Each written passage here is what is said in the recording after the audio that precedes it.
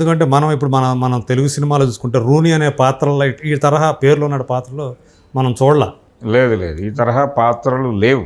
అదే ఈ తరహా పాత్రలు లేవు. ఆయన రకరకాల పేర్లు తీసుకున్నాడు. ఈ పేర్లన్నీ కూడా ఆయన అంటే హిందూ మైథాలజీలో ఉన్నటువంటి కొన్ని పాపులర్ పేర్లు ప్రపంచవ్యాప్తంగా తెలుసు. అవును, ప్రపంచవ్యాప్తంగా పాపులర్ అయినటువంటి పేర్లే. కాబట్టి ఇప్పుడు భగవాన్ శ్రీకృష్ణ అంటే అది ఎక్కడైనా తెలుస్తుంది. అలాగే ఈయన తీసుకున్నటువంటి అశ్వత్థామ క్యారెక్టర్ కూడా తెలుసు, దానికి ఉండే పాపులారిటీ దానికి ఉంది. మిగిలిన క్యారెక్టర్స్ అన్నిటినీ ఆయన తన ధోరణిలో పేర్లు పెట్టుకుంటూ వెళ్ళాడు. అదే పెట్టుకుంటూ కొంత కాంప్లెక్స్ ఇన్ఫ్లుయెన్స్తో ఉన్నటువంటి ప్రపంచంగా చూపించాడు దాన్ని. అంటే ఈ సినిమాలో చూపించినటువంటి ప్రపంచాలు 3 ప్రపంచాలు అన్నాడు ఆయన. అవును, కానీ అసలు మనకు ఇప్పుడు దాకా ట్రైలర్లో ఎస్టాబ్లిష్ అయినటువంటి ఆ చివరి నివాస యోగ్యమైన నగరం కాశీని అసలు ఈ సినిమాలో చూపించలేదే. కాశీని దూరంగా చూపించాడు ఒక షాట్లో. ఓకే, అంటే వీళ్ళు కాశీ నగరానికి చేరుకుంటున్నాము అనే ఆ దీనిలో పెడుతూ ఉండగా చెప్తాడు అంతేగాని దూరం నుంచి చూపిస్తాడు. అది అంతకుమించి కాశీలోకి వెళ్ళాలి. ఈ సినిమాలో ప్రధానమైన కాంప్లెక్స్కి శంబలకి మధ్య, అంటే ధర్మానికి అధర్మానికి మధ్య జరుగుతున్నటువంటి యుద్ధంగానే దీన్ని ఎస్టాబ్లిష్ చేసే ప్రయత్నం చేశాడు. రెండోది, ఈ సినిమాలో ఆయన ప్రధానంగా ఈ ధర్మ పరిరక్షణ యుద్ధానికి 2 సైనికులుగా వాడాడు. ప్రధానమైనటువంటి సైనికులుగా, లేకపోతే ఈ ధర్మ ప్రతిష్టాపన కోసం పనిచేసిన వాళ్ళుగా ఒకటి అశ్వత్థామ క్యారెక్టర్ని తీసుకున్నాడు. నెమ్మదిగా కర్ణుడు కూడా అశ్వత్థామకి తోడై నిలిచినట్టుగా కథ నడుస్తుంది అనేది అర్థమైంది మనకి. చివరికి వచ్చేటప్పటికి ఇది పార్ట్ 2లో ఎస్టాబ్లిష్ కావచ్చు. అయితే ఈ 2 పాత్రలు కూడా మహాభారతంలో కౌరవపక్షం.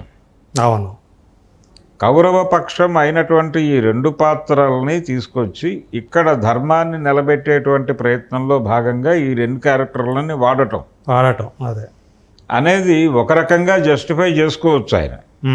ఎందుకంటే ఆ రోజున వాళ్ళు ధర్మాత్ములు కాబట్టే అటువైపు నిలబడ్డారు అనేది ఒక ఎస్టాబ్లిష్మెంట్ భారతంలో ఉంది.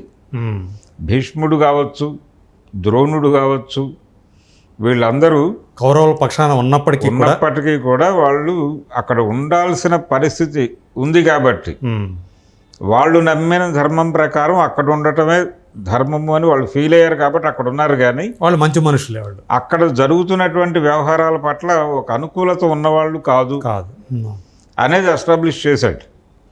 సో దాన్ని సెకండ్ పార్ట్లో ఏదైనా ఎస్టాబ్లిష్ చేస్తాడా, అందుకోసం ఈ 2 క్యారెక్టర్లు తీసుకొచ్చి ఇక్కడ పెట్టాడా నాగశ్విన్ అనేది ఒక డౌట్. అది పార్ట్ 2 చూస్తే కానీ మనం పూర్తిగా చెప్పలేం. అవును, అయితే ఈ సినిమా చూస్తున్నటువంటి వాళ్ళకి ఇదంతా భారతం, కొంత వార్ సీన్స్ అవి చూపించాడు ఆయన. అలాగే కృష్ణుడి గెటప్, పింఛము, ఆకారము చూపిస్తాడు తప్ప మిగిలినది కూడా అంటే ఆ పాత్రలో ఎవరున్నారు అనేది ఎస్టాబ్లిష్ కాదు.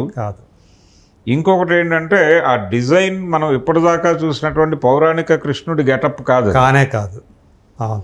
మరి ఆ గెటప్ని ఎందుకు చూస్ చేసుకున్నాడు ఆయన? ఒకవేళ ఇంటర్నేషనల్ మార్కెట్ని అడ్రస్ చేయడం కోసం ఈ తరహా డిజైన్స్ ఉన్నాయి.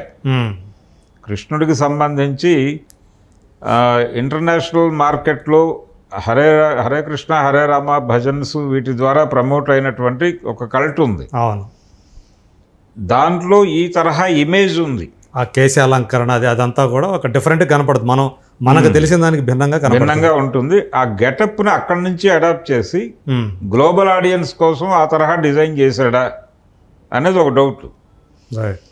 నిజానికి వాళ్ళ లోగోలో ఉన్నటువంటి ఎన్టీ రామారావుని యాజ్ ఇట్ ఈజ్గా రీక్రియేట్ చేసి ఆ 3-4 సన్నివేశాలకి వాడుంటే బాగుండేది. అదే అంటే తెలుగు ప్రేక్షకులకి, పర్టికులర్గా సౌత్ ఇండియన్ ఆడియన్స్కి, ఇండియన్ ఆడియన్స్కి కూడా కనెక్ట్ అయ్యేది అది. కానీ అది జరగల. ఆ తరహా సర్ప్రైజ్ ఏమన్నా ఉంటుందేమో అనే ఒక డౌట్ వచ్చింది, కానీ అది జరగల.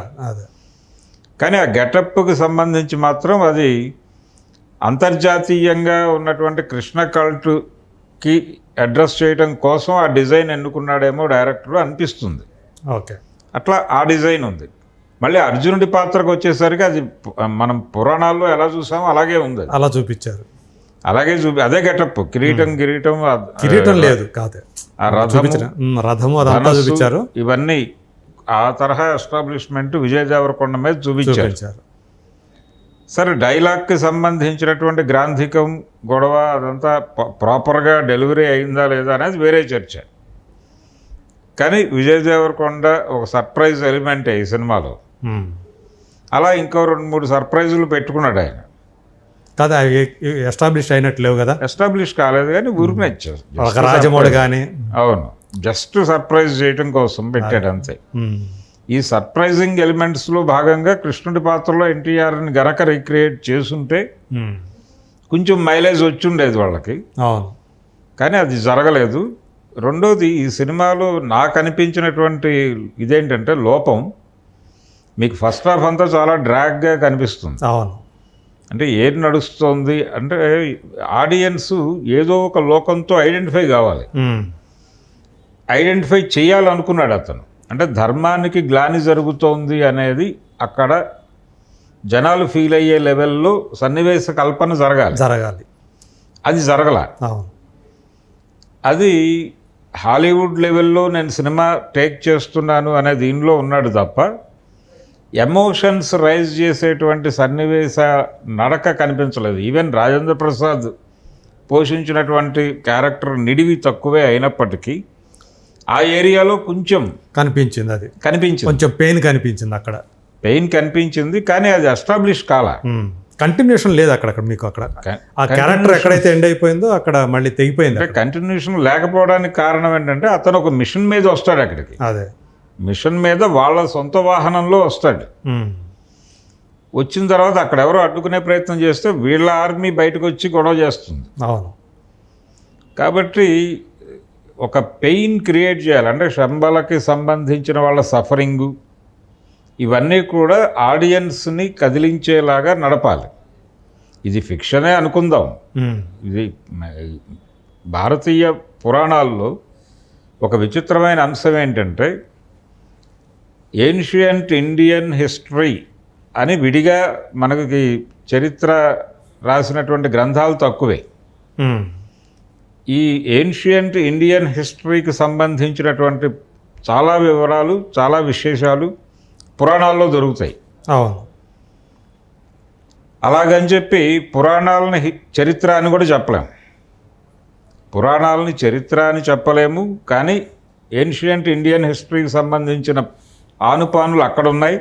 అంటే పూర్తిగా చరిత్ర కాకపోవచ్చు, కానీ చరిత్రకి ఎవరికి వాళ్ళు తమ సొంత ఇంటర్ప్రిటేషన్స్ కల్పనలు జోడించి చేయటం వల్ల అవకాశం ఉంది అక్కడ.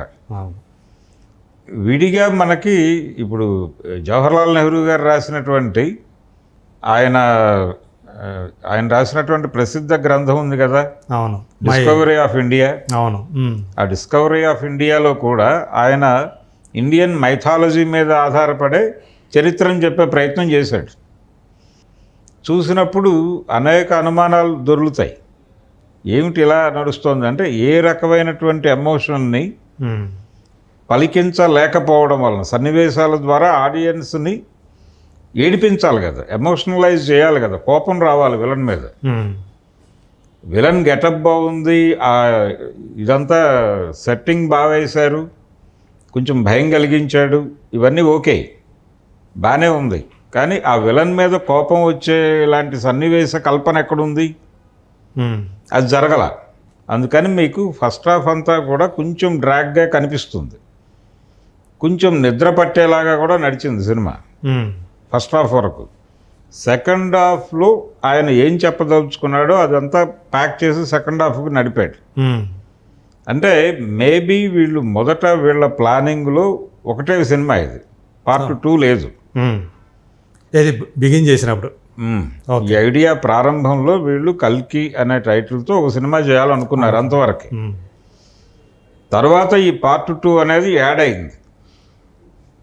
యాడ్ అయిన తర్వాత దీనికి ఫస్ట్ పార్ట్ 1 అంటే ఫస్ట్ హాఫ్ యాడ్ చేశారు వీళ్ళు. దీన్ని వాళ్ళు ఇప్పుడు కూడా రిలీజ్ కూడా ఇది ఫస్ట్ పార్ట్ అని కూడా ఎక్కడా చెప్పలేదు. అవును, కానీ మనకి టు బి కంటిన్యూడ్ ఇలా వేశాడు. అవును.